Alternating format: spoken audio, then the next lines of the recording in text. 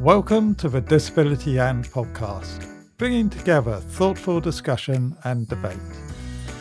This month, Disability Arts Online Communications Manager Sarah Marie Mooney chats with Extant Theatre's Artistic Director Dr Maria Oshodi about visually impaired access at the Edinburgh Fringe Festival.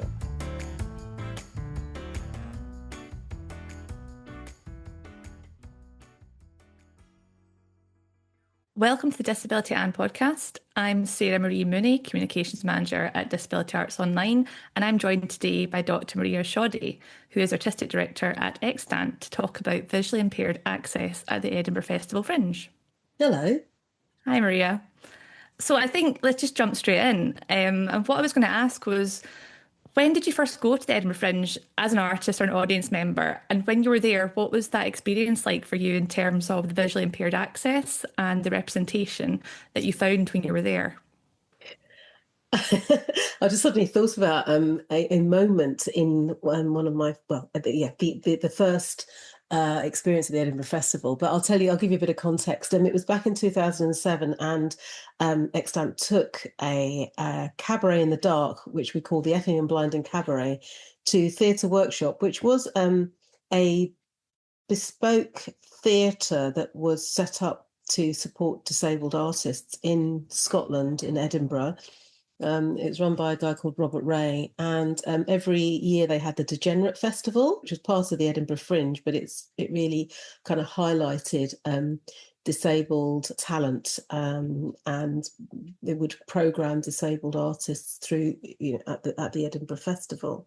So in 2007, we took our cabaret up there. We had a weekend. We ran the show over, but also one of our friends and one of our partner artists from the USA called Lynn Manning was bringing his show over as well, called Waits, which we had premiered in 2005, and it was a UK tour. It was the first time the show, a solo autobiographical piece that he had created, had been toured in the UK, and on the back of that, quite a big Edinburgh kind of producer, but somebody who produces a lot of big shows at Edinburgh, called Guy Masterson, became aware of Lynn's show and then invited him back in 2007.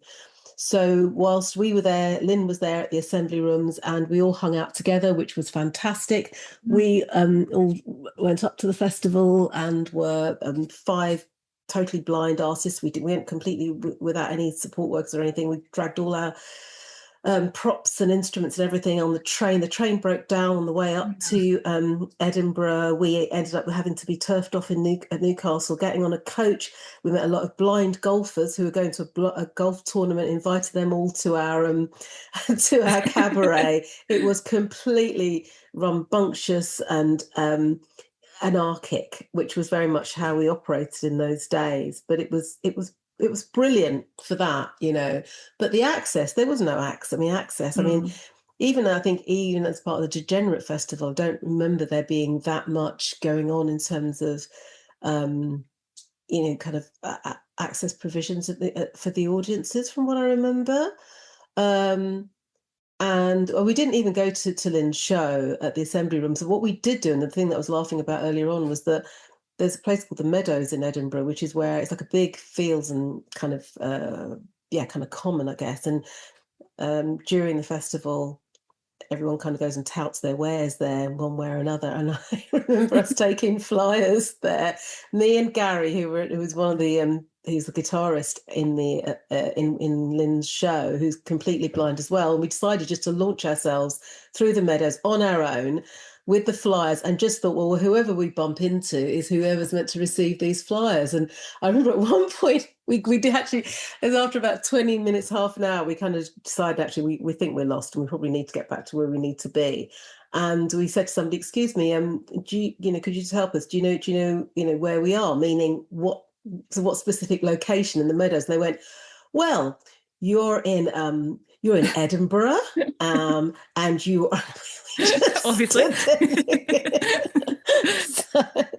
so yeah, that was the level of of access and our experience. But it was fantastic, actually. I remember we went to see Liz Carr was doing a solo kind of comedy show, and we all turned up en masse, and we were late, and we kind of were stumbling and bumbling through the audience, and she stopped the show and just went, "Oh, the Sunshine Bus has arrived." Thanks, Liz.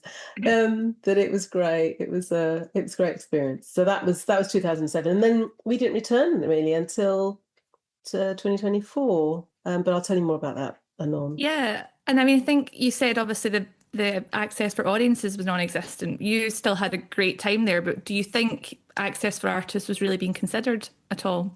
And has it changed now? Well, it's interesting because I in saying that about the theatre workshop, and I don't want to, because I don't think we were only there for a weekend, and we were trying to fit in so much, and I didn't really get to catch anyone else's shows. And I know that our access was, kind of built into our performance. So to say that Theatre Workshop didn't focus on that, I can't believe that they would be presenting, the kind of disability aspect of the Fringe Festival and not do that. So as far as that was concerned, I can't be too sure. But I think it's fair to say that, it has been pretty minimal. And we know for a fact when we started collecting data that in 2024, there was this tweet that went out that kind of spurred our response. And that was from somebody called Rosie Priest, who said that, there were 3,300 shows at the Edinburgh Festival, and 10 of them had audio description. So that was in 2024.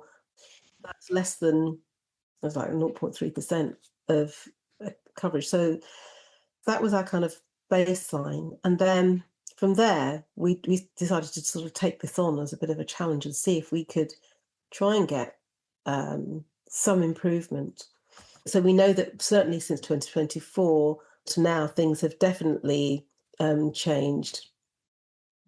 And part of that kind of challenge and taking on that challenge was us approaching a venue. And we thought, well, let's see if we can get somebody interested in supporting us to improve the situation here. And that's when we approached Brian Mackenzie at Zoo, who was very kind of, collaborative, and said, yes, let's see what we can do. And they committed to having 100% of their shows having some form of access to visually impaired people at the festival. And we've built up relationships with other venues since then, such as the Pleasance, the Space and Assembly, and asking them to sort of improve and commit to increasing their access. And so I guess there's a kind of year-on-year kind of momentum of growth. And so I think we've gone from a kind of an estimated 30 to 50 shows in 2024 that were kind of representing less than 1% at the Edinburgh Fringe. And we've increased that in 2025 to 2%. And projections sort of indicate that this year we'll be somewhere up between sort of 10 and 12% with our host venue Underbelly, which is fantastic. Brilliant. And so for anyone that's listening that maybe isn't aware, what are the ways that performances can be made visually impaired accessible, sort of creatively and practically? Well, it's interesting because we've produced something called the Ladder of Access, which looks at a whole kind of spectrum of ways that affordable access can be built into shows, whether it's at the point of creation or whether it's something's been created and you want to sort of add something on. And that kind of comes from this sort of a kind of development of our enhance work, which is a kind of a concept that I thought of about 10 years ago, which was on the back of us not being able to tour that much. It wasn't, the whole thing around integrated access and bringing it in as a creative tool. And,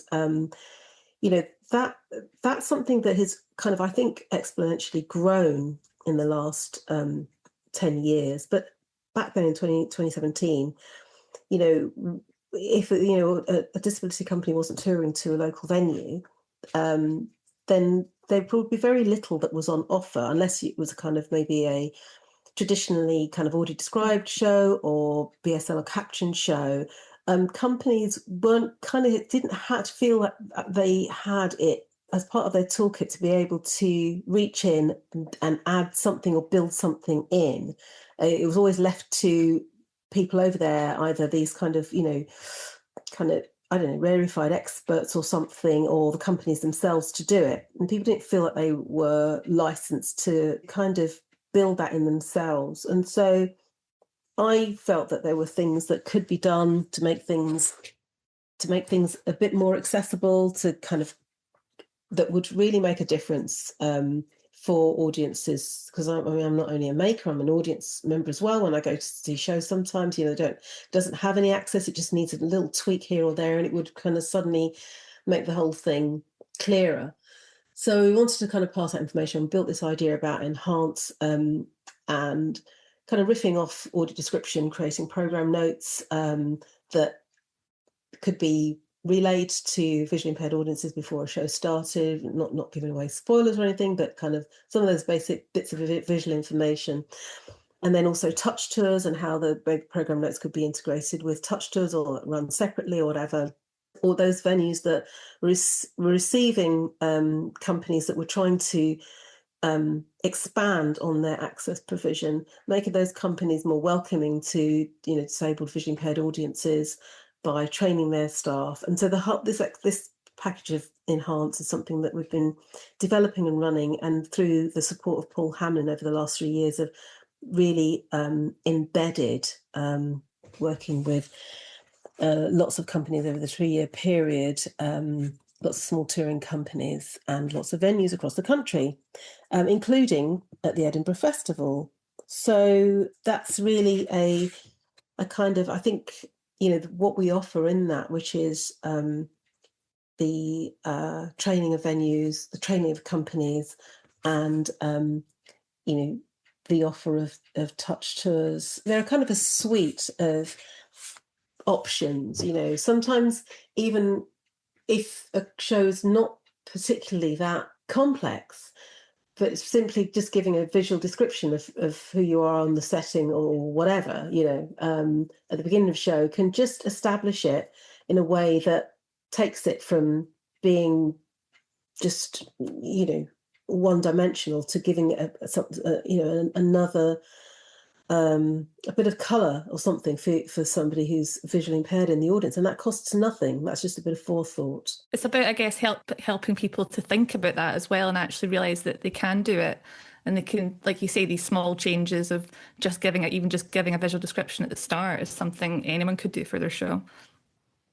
Yeah, absolutely. And it sounds like Enhance is a great programme in terms of sort of progressing that work. I mean, what's been the involvement of organisations like the Fringe Society in supporting it? So the Fringe Society, they have programmed a series of workshops with Extant, and these workshops provide training for artists on Extant's ladder of access, things that I've been sort of explaining. And these are kind of like, budget-friendly ways of making these small improvements. So they've been really kind of developing this whole notion with us and reaching artists that are coming to the festival, letting them know about the work that we're doing, that these kind of resources are available. So that's been great. And also during the festival itself, we've got 2 upcoming in-person workshops that artists can attend this year. There's one on the 9th and one on the 16th of August, and both of them at Fringe Central. So if anyone's interested in that and they're going, then they can sign up for that. Amazing. That's great. And in terms of then, we're talking a lot about the audience access provisions, but obviously Extant does a lot of work in raising profiles of blind and visually impaired led shows as well. So are there any artists at the Fringe or beyond that are creating amazing work that you think we should be knowing about and going along to see? Well, this year, Yes. this year for the first time, drum roll, we are presenting at our partner venue, Underbelly, Jersey, this year, the first ever visually impaired showcase, which is excellent. I'm so excited about this. So there have been other disability-led showcases at the Edinburgh Festival, but this is the first time there's been a visually impaired one, we're calling them a blunder of 7 magnificent visually impaired artists. We love this kind of generic phrase, a blunder. And so it's on the 18th of August at Underbelly, Jersey. And the whole event is going to be hosted by blind, non-binary, bisexual drag king Tito Bone. And they're going to be presenting an excerpt from their acclaimed show, An Evening with Tito Bone. And the showcase also features the fabulous Arian Marabani, who is presenting a piece from their solo show, which is running at the Edinburgh Festival, called How's Your Head? And then we've got Ebony Rose Dark, who also is a drag queen, and this is their a new piece called A Growing Nostalgia.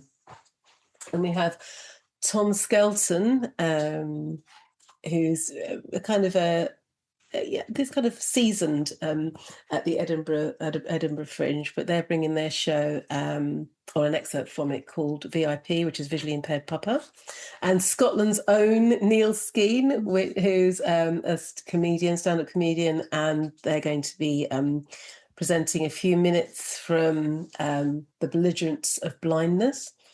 Shashank Sharma, and he is presenting an Iranian-influenced piece called The Things That Dreams Are Made Of.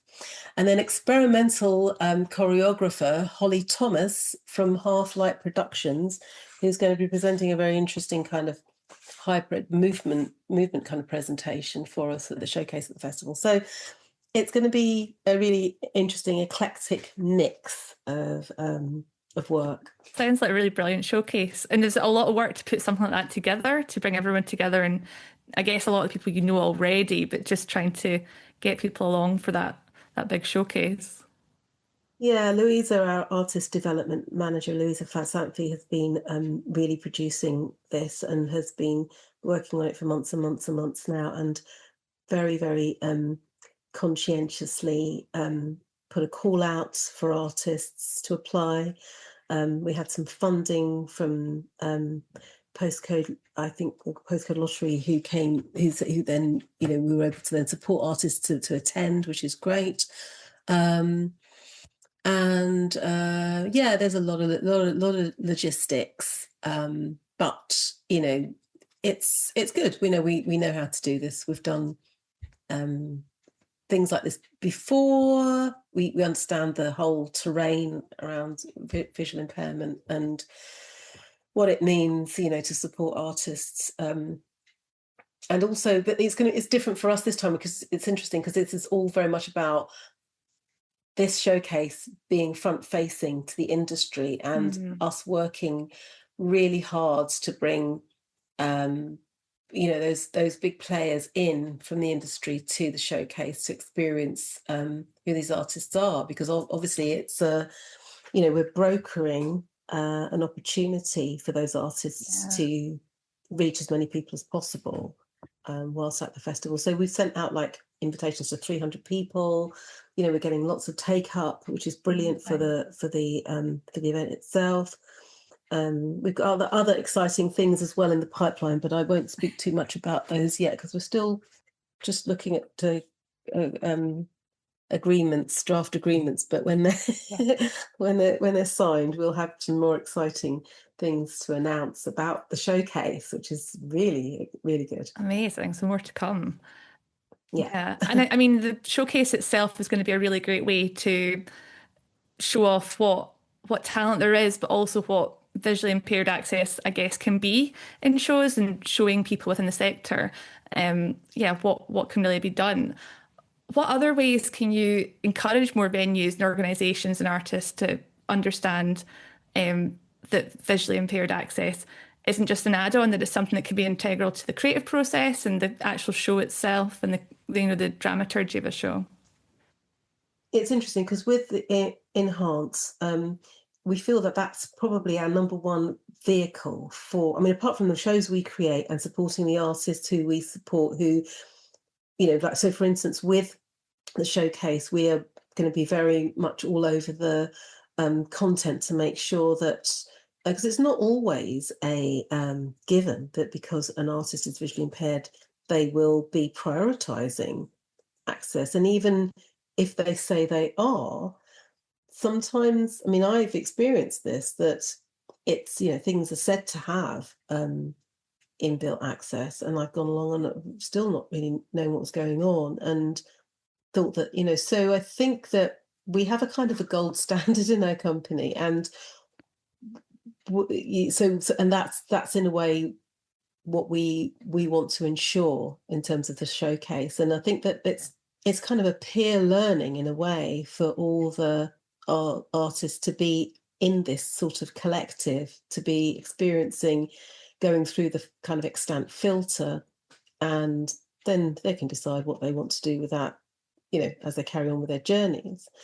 But I would say that more broadly, the level at which we would hope that everybody would be working to is something that we can demonstrate through the work that we're doing, for instance, in Enhance. So Enhance looks to get in there with anyone who's producing anything at any point. Usually the first point of contact is when a show has already been created, and we don't want to say, well, it's too late. We want to say, well, actually, this is what you can do even at this point. But once you've done that, it hasn't been such a fantastic experience, like working, with Access, and thinking about it and just realizing what a difference it makes. So maybe the next time you create a show, you might want to think about it at the very start. And so then we hope that and that's definitely the case with Enhance, because we've worked with companies who have come back to us then, when they're creating their next show, and said, we actually want to begin this process of including Access at the very beginning. Would you come in and maybe consult with us as we're doing it? And that builds a really great relationship. And there's some companies that actually it's become now their kind of in-house style. There's in terms of venues, I guess if a venue, an encouragement for a venue is that if companies that are touring to those venues have got inbuilt access, then the audiences have got more choice. And if they have more choice, they're more likely to attend, and it's just a better business case. Yeah. So it makes work accessible, and it's also good for business, for the venue. Indeed. Yeah, you've got to talk about the money to make people understand sometimes. Well, that's all. So I start from the money, and then we go to... And have you found that the Access in theatre has often focused more on the audiences than maybe the artists making the work? So what can organisations and the venues at the Fringe and beyond do to be more accessible for visually impaired artists coming to them? It's interesting you should ask that, because several visually impaired artists that have taken work to Fringe were interviewed by VIX, who are Visually Impaired Creative Scotland, last year, and they were commissioned by the Fringe Society to do this research. And Extant supported this whole kind of research by connecting visually impaired artists with VIX so they could interview them. And what the visually impaired artists reported was that they felt overwhelmed by information at the festival, which is often in inaccessible formats. They found systems inaccessible, including the main online system. And this system is kind of used to communicate with venues. And they found that events that were intended to help artists to network, such as sort of sessions to sort of speed date with press and stuff like that, were really hard to navigate for visually impaired people. Yeah. And also all venues have their own sort of systems, and informations are only available through PDFs, which is sometimes really tricky to open if you use a screen reader, and complex computer systems, etc.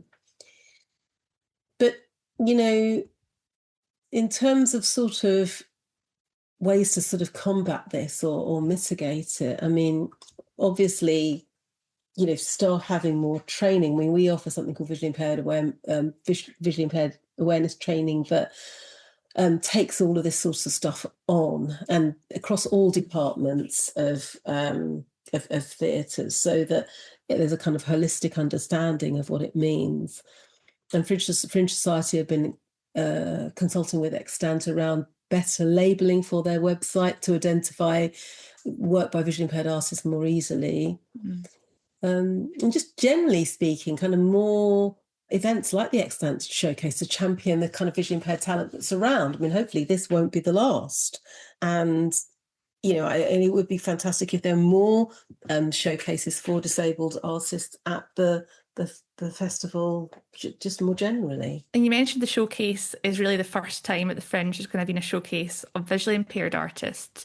Do you think that maybe sometimes at the Fringe, visually impaired artists have been forgotten about, and access for visually impaired audiences has maybe not been thought about as much as maybe other types of access provisions? I don't have figures for that. I mean, I can't say. I think historically, I do know, because I've studied that at as part of my research, and I know that has certainly been the case. I mean, all we can say is that we're going on the stats that we had from 2024, which had that abysmally low level of access provision, and this is our intervention that is hopefully remedying it by putting the power in the hands of the makers, so that work that is rolling through those venues is going to have access at its core. So the kind of, I mean, I think that in that way, then it's a sort of double whammy. You kind of, if the venues aren't focusing or somehow missing it out, then the artists themselves can be bringing it in. I can't answer that question about the hierarchy there. Just know that within what we've been looking at, it's been pretty bad. And how does access at the Fringe compare to what your experiences have been of the figures that you have around the sort of wider art sector, theatre sector in the UK? Again, I don't really know, because I haven't. I think we'd have to look at. It's interesting, actually, you should say that, because we are going to be hopefully holding, as part of an event later next year, rather, a state of the arts sort of event around access in theatres, and working with two other providers of theatre access as a kind of sort of triumvirate to look around across this whole spectrum of traditional audio description to the more radical forms of it.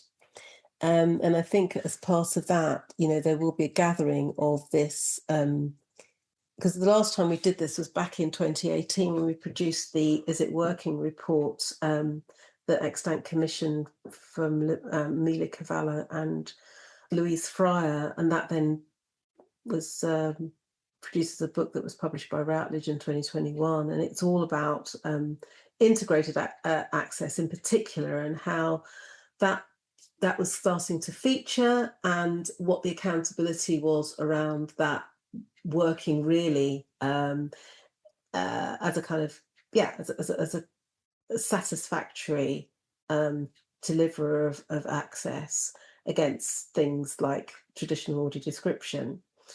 because it was a bit of a wild west out there, and people making all sorts of claims about stuff, as I mentioned before. This is 10 years on, and I think that we need to sort of take another litmus test of how things are. So I think that when we do that, and so that's why I don't want to sort of speak without having those facts, but I think that those will be coming, and I think it's a good thing, because no one else is doing this. I mean, you know, yes, unless you are, you know, involved, I mean, you don't get the funding institutions really, or anyone kind of carrying out these generic kind of sweeps of where we are, and also monitoring that maybe at 5-year intervals or something. And I think that would be really useful. Yeah, and the data can really help with the sector seeing what's happening, and the Fringe, I guess, being like as they say, the biggest arts marketplace. If they have the figures and they see where there's maybe shortcomings or where there could be improvements, that can really help. That, you know, that's the place for it to happen as well. Absolutely. And it could be that maybe with the interventions that we've made, they've just made this exponential leap and might be even leading the way. You know, we just don't know. But I think that you know, we've got these figures, but we need to be able to, you know, put them alongside others and create a better mapping of, you know, how things are and whether they're improving or declining. What have you seen? Was there a turning point for you as an artist or audience member that you've seen maybe at the Fringe or in the sector, where people are focusing more on visually impaired access and showcasing visually impaired artists? Yeah, I mean, completely. I mean, this is, you know, when I first began working in theatre, was nothing, absolutely nothing. Then there started to be the mention of this thing called audio description, which, you know, was being offered by large, you know, rep theatres or West End theatres, and you know, this is like back in 1988 or something. You know, I remember, I think we went to the Duke of York's to experience something there, and there were other describers there that were from Theatre Royal Windsor, and they were all volunteers. They're all part of their kind of volunteers, friends of the theatre, who, you know, in their retirement came in and did some good work for the blind, you know, and you got what you were given. And I remember, you know, saying at that point, why isn't this accredited? Why isn't this on the same level as sign language interpreting? And they go, no, we don't need that. You know, this is fine. You know, this is, you know, we've got, this is you know, people volunteer and it's a great exchange of, and I'm sort of thinking, well, really? Bit by bit, you know, that's all changed and it's become professionalized, which is great. And then, you know, there's been challenges to that tradition from companies like, well, with us, I would say that we began that by deciding as visually impaired artists that, you know, we wanted, other than having this restrictive experience of wearing headphones through performances where the whole embodied relationship as an audience member with the performance was completely divorced from you, or, you know, because of the wearing of these headsets. So we began to take that on ourselves and build shows that didn't have that going on. And that, you know, that's not for everyone. That's not for everyone in the visually impaired, you know, audience world. Some like it, some don't. But for those who do, that's what we do.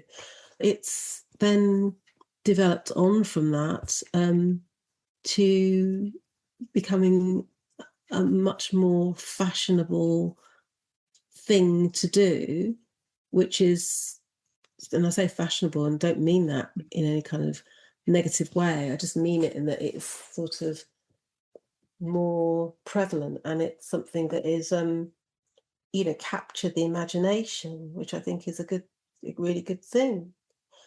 So yeah, it's much more widely available. It's not so much when you go to workshops and you say to people, you begin by saying, you know, what do people understand by, you know, audio description? Everybody has got something to say. Whereas in the past, you go and people just, you know, they needed you to explain exactly what it was. So ending back on the Edinburgh Fringe, Extant's obviously already doing some really brilliant work for this year and previously, and creating change there.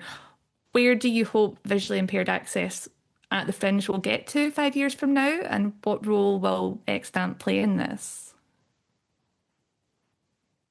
Well, I think that kind of following from what I was saying, that we need to sort of ensure that access moves from sort of performative flavour of the month type of thing, which can be seen as a little bit like an add-on, to something that's like really inclusive, that really kind of shifts culture.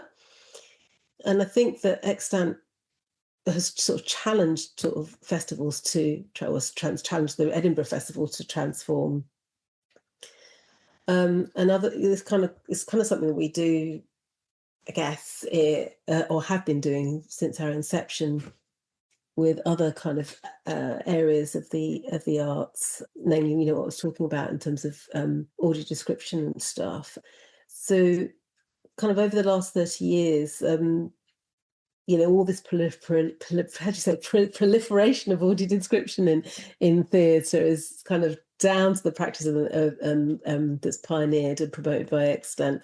But we want to kind of like experience a kind of similar influence on festival culture in the future. So not just Edinburgh Festival, but other festivals across the board. And hopefully, we've kind of lit this touch light. Is that right? Touch light, that's not quite right, is it?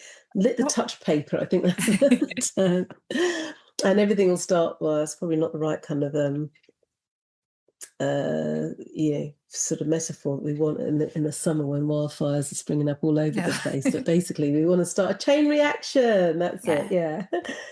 And sort of post-Edinburgh, we're exploring the integration of human and tech and other forms of kind of wayfinding technology and stuff to and around festivals for visually impaired audiences. And so we want to work towards platforming this kind of paradigm shift in festival formats at our own large-scale event. We want to hold this next year, which will mark Extant's 30th kind of anniversary of all this kind of performance and access kind of innovation. So that's where it'll certainly be going next year. And then, like I say, hopefully that will be, something that will create this. Yeah, I think that we've begun in a small organic way at the festival, and I think at the Edinburgh Festival, and I think that it's really has captured the imagination and the commitment. And I think that if we can continue kind of promoting that and sharing that and inspiring others to do the same, then I think that all the ideas that we have for actually changing not only the content, but the way in which people interact with festivals, move around them, that can be kind of liberated to be much more independent and have choice. I think that's something that we really want to be able to open up as well. Yeah, the Extant's really leading the way in making that happen. So yeah, change and more exciting things to come, I think. Yeah, no, completely. And there are things that are in development at the moment. So, we will hopefully come back to you and let you know what those are when they are ready to be digested. Yeah. Well, Maria, it's been great chatting to you today. Thank you so much for coming on the Disability and podcast. Maybe I think there's going to be more things to happen, so it'd be great to chat again in the future once you've got all that done. And best of luck with Enhance and with all of Extant's work at the Fringe and beyond. Thank you very much, and it's been great talking to you, and thank you so much for listening and having such sort of intelligent questions, and there's some things that have made me think as well. So I really appreciate it. It's been really good. Thanks so much, Maria. Thank you. Thanks, Sarah. Bye-bye.